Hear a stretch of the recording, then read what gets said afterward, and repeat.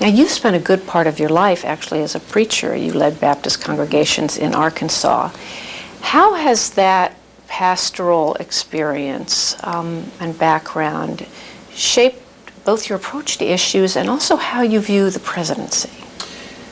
During my tenure as governor, I was often asked, was this sort of a unusual preparation? I said, no, it was a wonderful preparation. And here's why.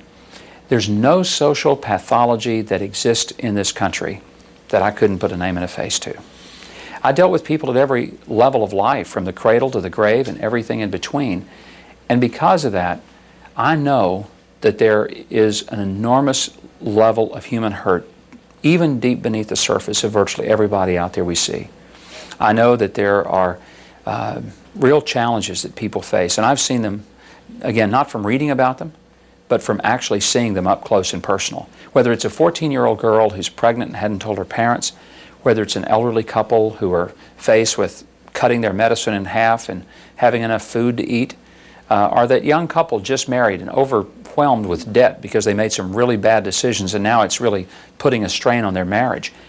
Again, there's nothing out there that I haven't seen up close and personal, and therefore when I try to think in terms of public policy, I remind myself there are very human people out there that are going to be affected by this.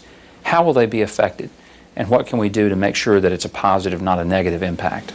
And what about the actually religious dimension? First of all, what drew you to the religious life? I gather you didn't, as you said, your father was a fireman. I gather they weren't particularly religious or observant.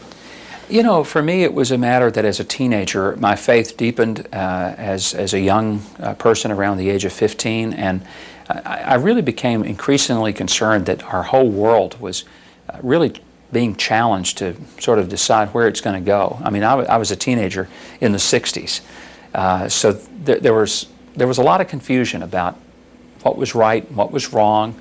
I think it deepened me in my own personal faith. I didn't expect actually to be a pastor. I was headed toward being in communications and being maybe in some type of religious broadcasting, because I'd worked in radio since my teenage years and actually worked my way and paid my way through college doing that. The pastorate for me was somewhat of a detour, the unexpected path, but it also was the most wonderful and greatest pilgrimage that I've been on. And again, I think it uniquely prepared me to understand more than most people ever can. Just the whole, I think, frailty of humanity.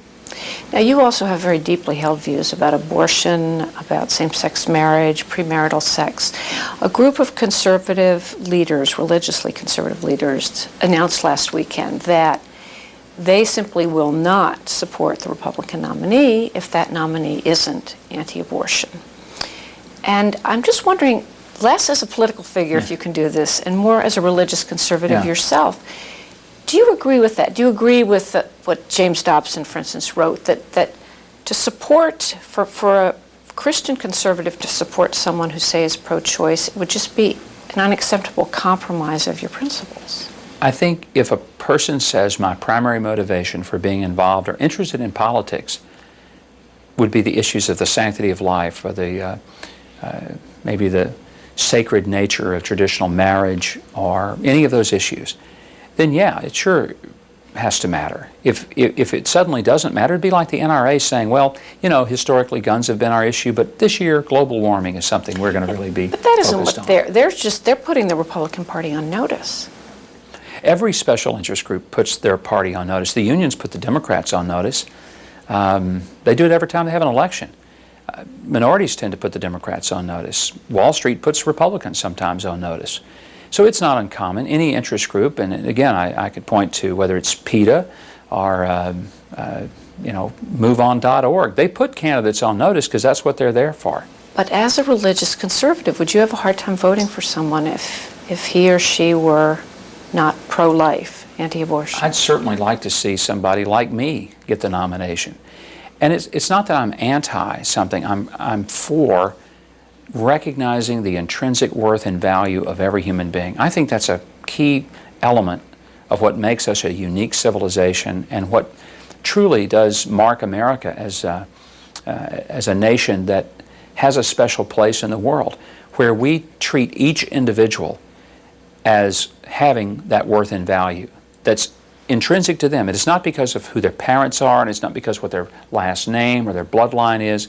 It's because whether it's a 12-year-old boy lost in the woods, whether it's 3 hikers that have gotten separated out in Mount Hood, or coal miners in Huntington, Utah, we care about them because they represent us.